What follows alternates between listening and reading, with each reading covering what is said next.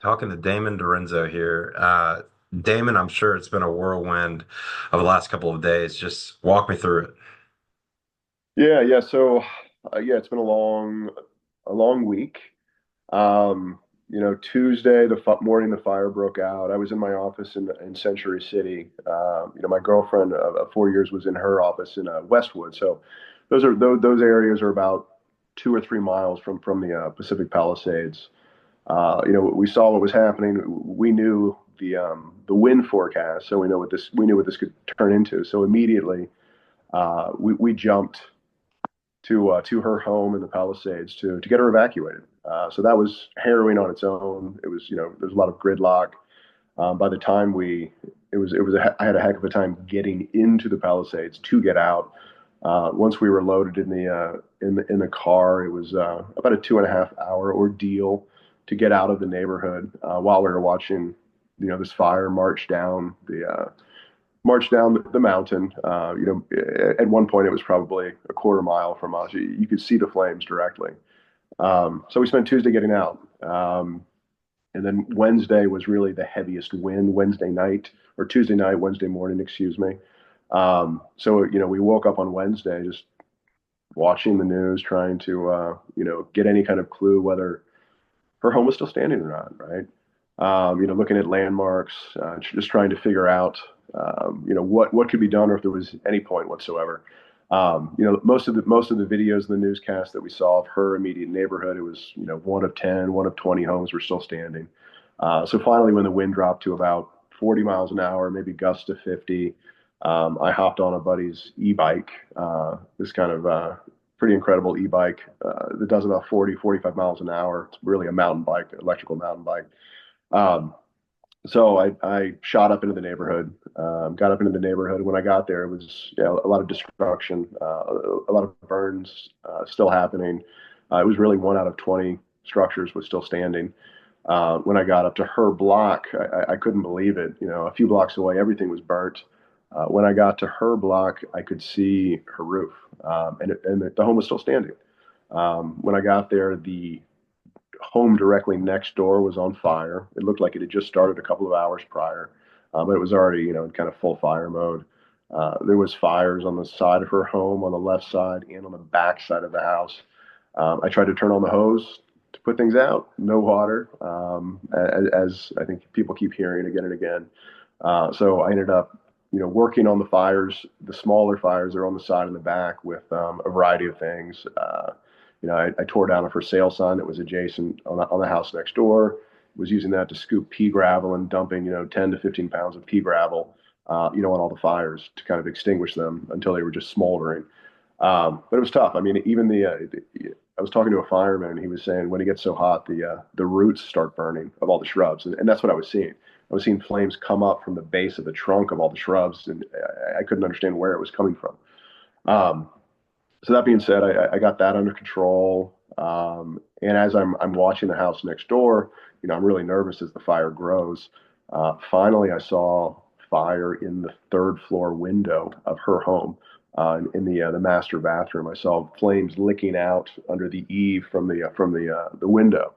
So I saw this sedan drive by, just said black sedan, said FD on it. I jumped out in front of the sedan and flagged this guy down. He was nice enough to listen to me. I explained to him what was going on. I said, "Hey, this home is salvageable. Can you help me? This is what's going on." And he said, "Hey, let's see what we can do." He got out. He put on his fire gear. He grabbed an axe. He had one small fire extinguisher. And then he asked me how we get in. I had forgotten the key. I was in such a hurry to get out there. So we actually had to knock down a fence line and break in a back door, knock down the back door. I let him in. He's like, "You're gonna have to lead me." So I led him into the home. We went up 3 floors to the third floor. It was smoky as can be. He emptied the fire extinguisher. The flames were licking up on either side of the window. He extinguished the flame. Um, and then, he burned his whole extinguisher. I'm like, "You got more?" He's like, "That's all I got." So we walked back to his car. I thanked him profusely. And then I asked him to call, radio in a fire engine because I hadn't seen any, drive down that particular block since I'd been there. Um, So about 15 minutes later, a fire engine showed up. These guys got out. They're like, let's check the hydrant. They went over to the hydrant, undid it, and it was completely bone dry. So they said, hey, we've got the tank is full. Apparently, these engines hold 500 gallons of water. So, they said, where do you want it? And they said, put it on the side of the house, where this flame was, and put it on the home next door. So they hit that. It ran for about 45 seconds, and then they took off. Right before they left, I pleaded with them to come back again on their next run. They said they would see what they could do. Uh, so then I just continued to put out the fires. I was in the backyard, actually relieving myself on a fire. Uh, I looked over and my hand was on a structure that I should have thought about prior. It was the hot tub in the backyard. I opened the top and it was full of water. And it was kind of like finding liquid gold at that point. So I started using that water to put all the fires. I started hitting all of the fires around the neighbor's home that kept erupting. And there was a lot of railroad ties and kind of landscaping, so those would start on fire. The home that was burning adjacent kept shooting embers towards this retaining wall, this concrete wall that was between the two homes. So the embers would just drop and light up all of the bushes there. So that was a nightmare. It continued for 5 to 6 hours. Um, and then these guys, then I would see the same fire engine about a block away. There was a working hydrant, and there was a run of about four houses still standing. So these guys were, popping up there. That was kind of their muster point. And they were using that hydrant to, hit this one home that was burning so it wouldn't spread to the few others. So I would go up there and check on them and plead for another 500 gallons of water. Um, they would come back by after being up there, give me another spray, and it was really just managing the burn of the house adjacent that slowly burnt. Fortunately, the wind was taking the flames the other way.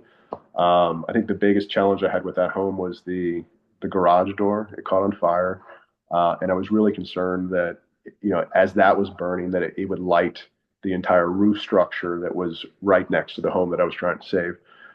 So I would periodically, as it was burning, there was a lot of small and medium-sized boulders on the road. So I would pick up those boulders and 20, 30 pounds, small enough to throw 10 feet, big enough to do damage, and just tear down that wall as it burnt, kind of bring it to the floor. Um, This is and some eventually, random person's house, pretty much. I'm sorry. This is some random person's house that you're throwing.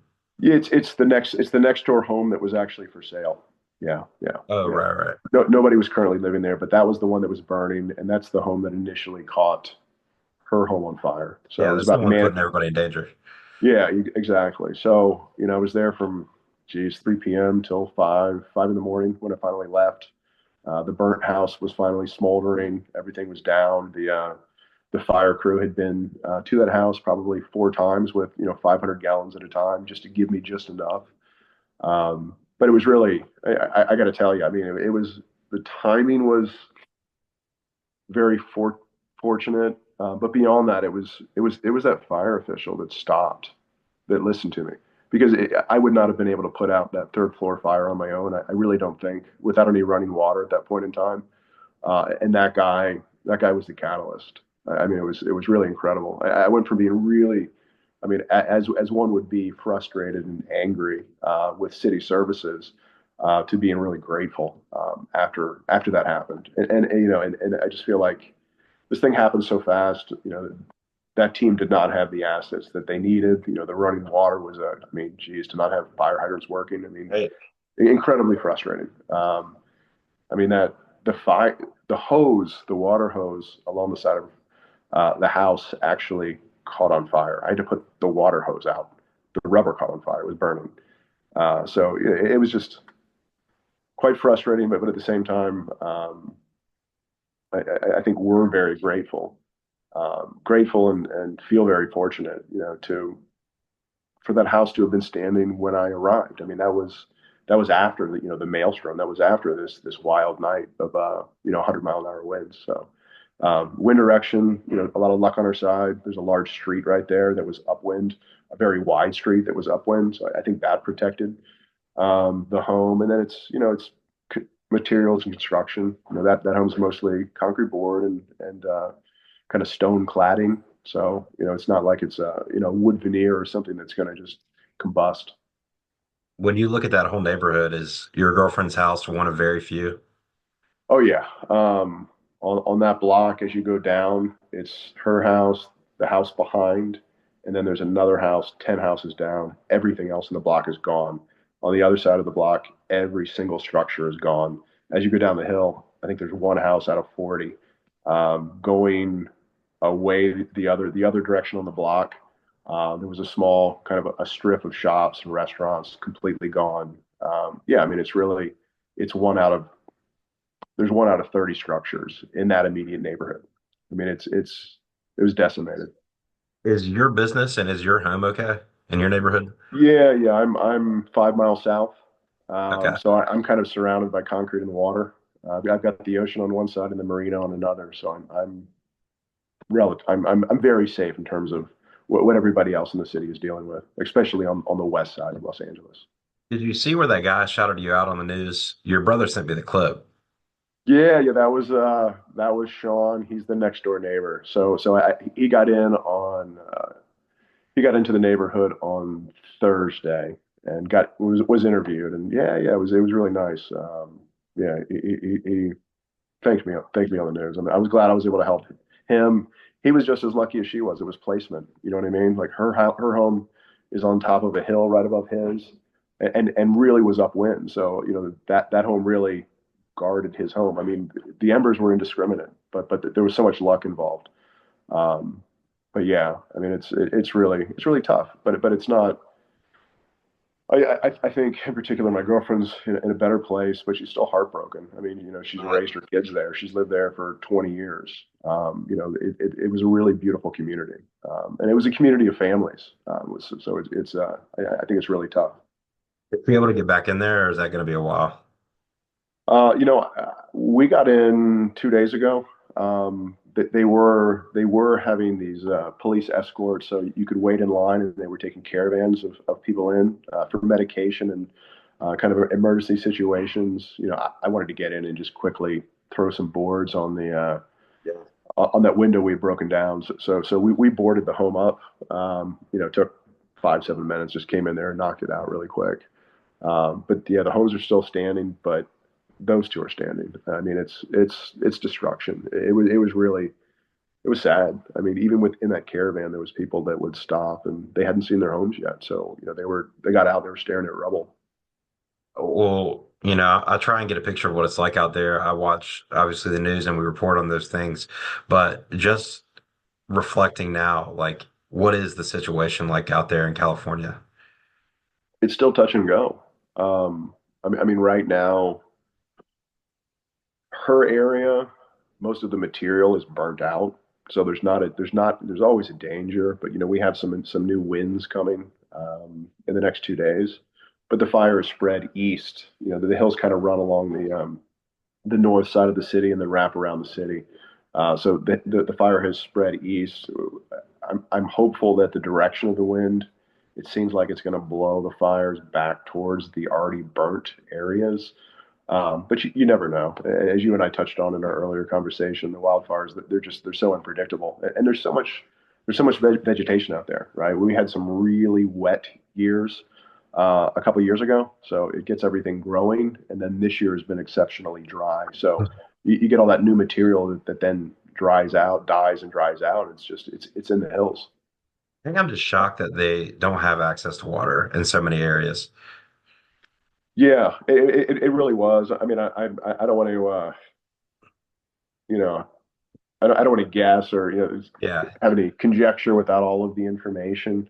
I've heard varied reports. I mean, varied reports, right? There that the power for the pumps was tied on the same line as the power to the power lines, and there was issues when they shut it down. But I think we'll find what happens when all that shakes out. It just it was so it happened so quickly. I think the resources that were there just got overwhelmed so quickly. Sure. Yeah, yeah, obviously. When you step outside, would you see smoke right now? Is that kind of the way things are? It has been up till yesterday, but again, it's the wind direction. I'm south. I think when the Santa Anas kick back in, they're northeast winds, which on this side of the country, that's an offshore wind. Um, I think we'll probably see them. We'll see smoke again in the neighborhood tomorrow. But right now it's clear where I am in the marina. Any word to your friends back in Jacksonville, man? I'm sure they've been texting you too. Yeah. That there's been a yeah, lots of texts, lots of prayers, lots of heartfelt texts. So I've been trying to get back to everybody, but it's hard to manage that as well, obviously. Well, man, is there anything else you're missing there that you want to share? No, just I mean, yeah, just I'm grateful that some things are still standing. I'm sorrowful for I have a lot of friends that lost their homes, and really don't know how long it's going to be. What's how long it's going to take for things to go back to normal. I mean, it's got to be, who knows, 3 years, 5 years, 7 years. I don't know. But hopefully there's enough support from the government on all levels, and hopefully the insurance companies are playing ball and are doing the right thing. Do those people have a place to go? That's a great question. I mean, the people that I know, most of them are, busy looking for short-term rentals or 6-month rentals, year rentals. Obviously, they're in really high demand with this many people Right. displaced. Um, some people are staying with friends. Some people are staying in shelters. It's really a big mix, but it's going to be a problem for the foreseeable future. Well, Challenges. I mean, it's really sad. Damon, I appreciate your time. I'm gonna end the recording.